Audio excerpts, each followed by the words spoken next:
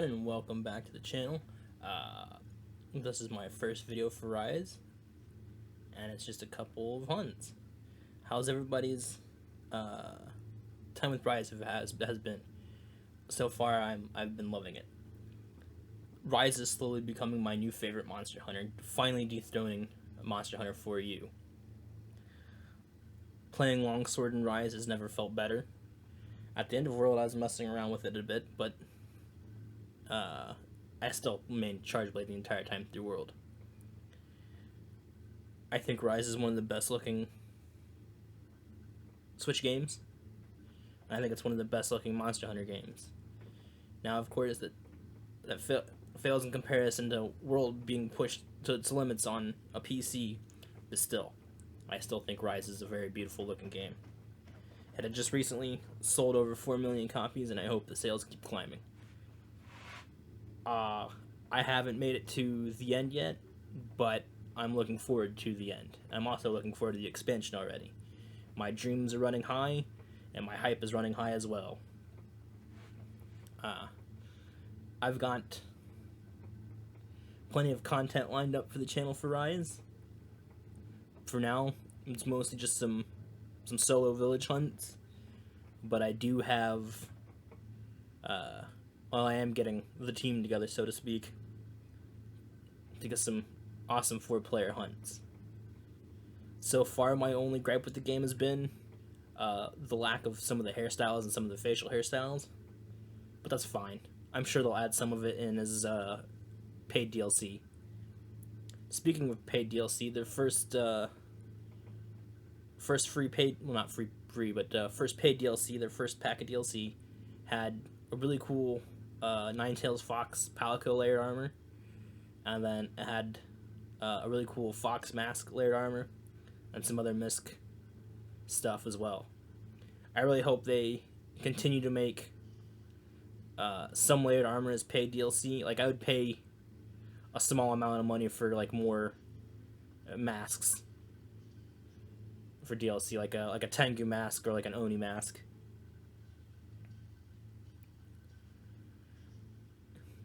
Playing Longsword and Rise has been a big change.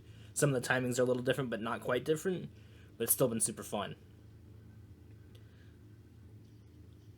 I didn't upgrade in my armor at all until after the Magnum Malo fight for the hub quests,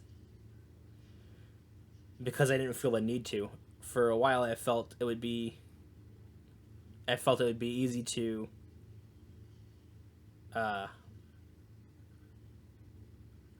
felt the hunts were going on the easy side, so I didn't need to upgrade it. But after Magnum Malo and getting into the 4-star hub hunts, I found a difficulty increase. It wasn't a major difficulty increase, but the damage was getting a little out of hand. Tobi-Kadachi did a backflip on me and pretty much murdered me, which is kind of funny considering Tobi-Kadachi was one of the weaker monsters in the world. It's cool to see that difficulty spike. It's cool to have a bit of a challenge, even if I'm not like fully upgrading stuff. But now I've finally taken the time to upgrade it. Armor spheres are a little harder to come by in this game. Not super hard, but they're a little harder to come by. And I feel that so let me know how everybody's doing with Rise. Let me know down in the comments. Let me know what weapon you're maining. Let me know where you're having difficulties. Let me know so far what your favorite hunt's been. Let's have some form of interaction going. I'd love to get that feedback from you. How was everybody's first rampage? There's a good one. I do have my first rampage recorded. My first one was actually a hub rampage with a person I was playing with. It proved to be very interesting. I think the new Horde tower defense deal that they've got going on and their new weapon upgrade system is really cool. It's just all sorts of new and weird to me. There's an adjustment period, let's put it that way. I do hope that the rampages get harder and harder. I know the hub one that me and my friend did, we sort of found a struggle because we didn't know what we were doing. If we would have played maybe the village one, the village rampage first, I think we probably would have had a better idea, and it probably wouldn't have been so rough. But I don't think it wouldn't have been. I don't think it would have been nearly as fun. We went in blind when we did it, and we had a blast doing it. Which is, I think, the way it should. Which is what I think the way it should be. I think the game shouldn't hold your hand when you go to do the rampage. The first piece of actual free content that's going to come out will be Chameleos in April. I want to say it was in the first part of April, but I don't remember. It's been a hot minute since I looked at it.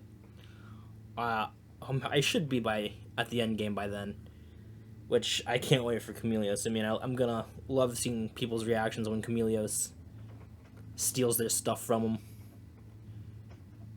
Chameleos had one of my favorite female armors of all time in the game. Some of his weapons have got really awesome designs. Speaking of weapon designs and armor, let's talk about that too real quick. Even the early stuff out of the gate, some of these monsters have their old weapon designs back. Like the best example is who was in World that wasn't in Rise? Oh, the Barioth, not Barioth, but the Barioth longsword is it's all there. It's not just, a bone weapon with a bit of Barioth material slapped on top of it. That's the longsword from, I want to say, like 3U, and probably the older ones too. But I think I remember seeing it in 3U more frequently. What else is there to talk about? I mean, my experience with Rise so far has been extremely good. I haven't had much in the way of issues with any like loading times or anything like that. No real frame rate drops. I have found some confusions when I did some online hunting. 4 players plus 4 Palamutes can get kind of chaotic sometimes, and you kind of get lost in the fray, which is not too big of a deal, but it's kind of a pain. I wonder if it'd be easier to just take Palicos instead of Palamutes and have, 4 Palicos instead of 4 Palamutes. Maybe I'll try that next time. Speaking of which, has anybody gotten their Palico and Palamute to like beyond like level 30? I think both of mine are sitting at like level 25 right now. And that's just doing some online hunts and then village hunts in my free time while I'm waiting for people to get online or before work and stuff like that.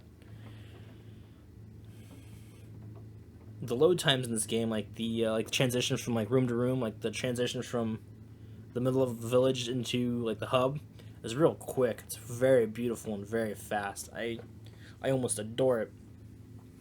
The transition time between the village and your room, the village and the buddy area, it's so fast. I don't know. I don't think there's been any complaints about it so far, but if there is, people really, look at World's load times compared to Rise's load times. I know that World was probably having a hard time loading some assets here and there, but this game loads perfectly fine, and it's amazing.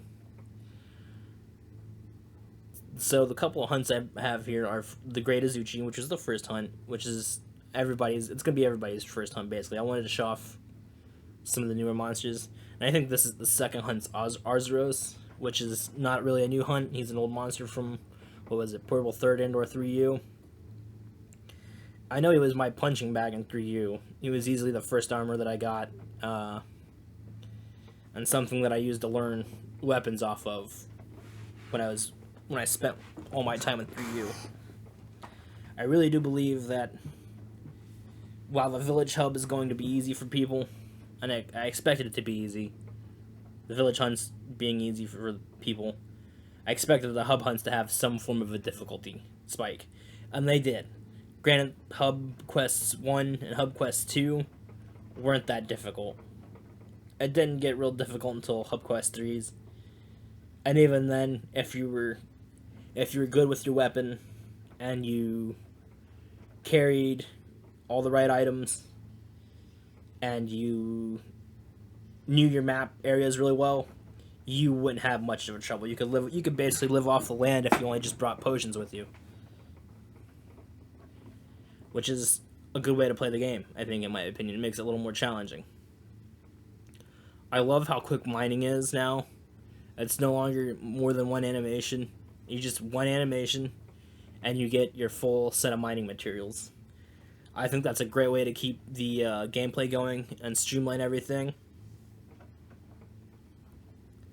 Out of all the new monsters, what's everybody's favorite new monster?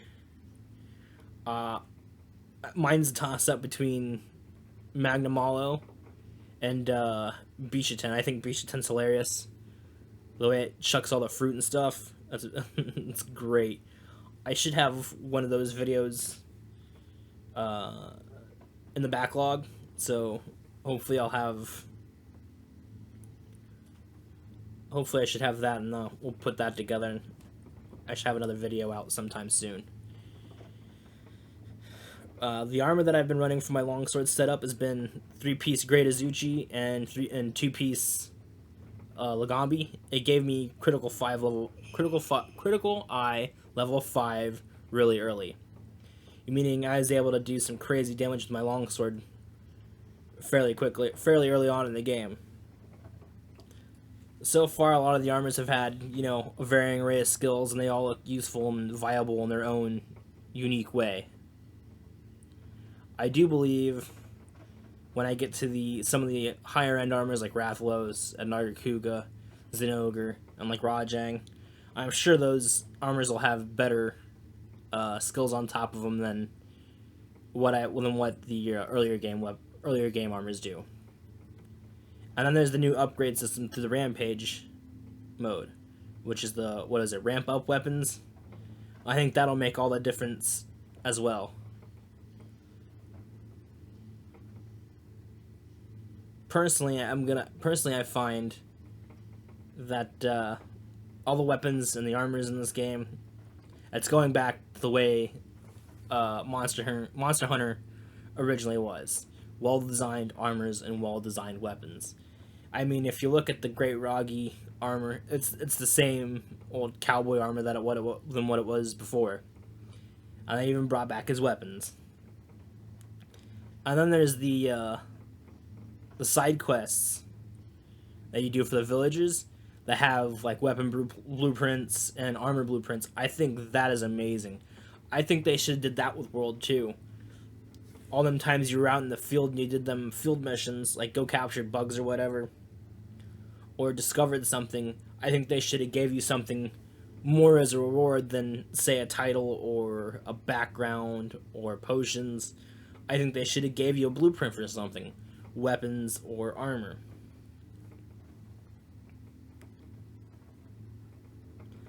I plan to put plenty of hours into Rise, and I plan to make plenty of content as well.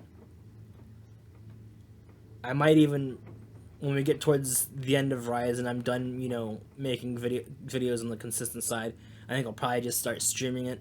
It'd be a lot easier in some aspects. Maybe I'll probably keep uploading, but I'll probably keep uploading like more unique videos after, I get done with the main game. Oh yeah, I forgot to mention Wyvern riding.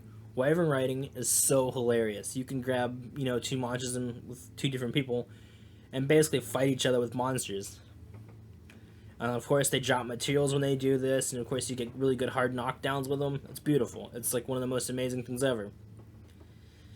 Is it better than the old ride system? A little bit, yeah. I think it's more interactive. When they introduced monster mounting in 4, it was unique. It made certain things a lot easier, and it made situations better for certain things. But it was just a simple mount. You stab, stab, stab. You out stamina them, and then you knock them over. In World, they had the dismount attacks. Those are really cool. You do your discharge with your charge blade, and you do some real hard damage on a head or some wings or a back or a tail, or you might even cut off a tail with it. It's a shame that's not back. But, I mean, for all the materials you get for making them fight each other, I think that makes up more than enough for it.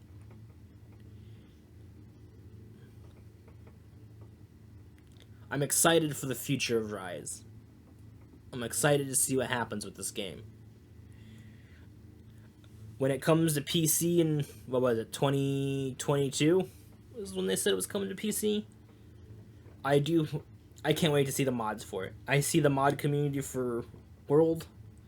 I seen somebody make Gogmazio's weapons and a handful of other weapon mods for World, and I think it's amazing. So when this comes out, when Rise comes out to PC, hopefully there's a good mod community for it too. And when we start seeing some of them cool ass mods for Rise. I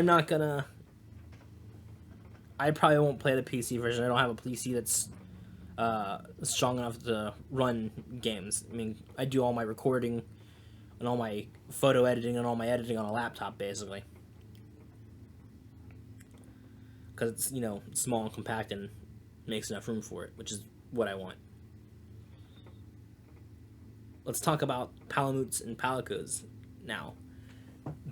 I've been seeing a lot of posts of people that made their Palicos and even their Palamutes after, you know, pets that had passed away, or they had made them to look like after the ones that are, you know, still alive. I sort of did the latter, but I also made it kind of tried to make it look like Sif from Dark Souls. That's why I even named it Sif. But I also made it white and gray, kind of like my dog that did pass away.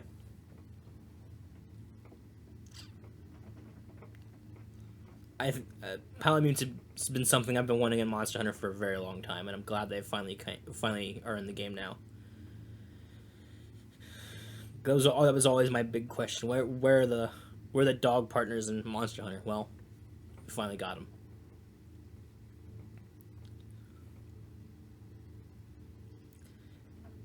Well, as we're coming to an end here, the last part of this video is going to be just a quick little show off of some of the character creation stuff or the lack thereof stuff.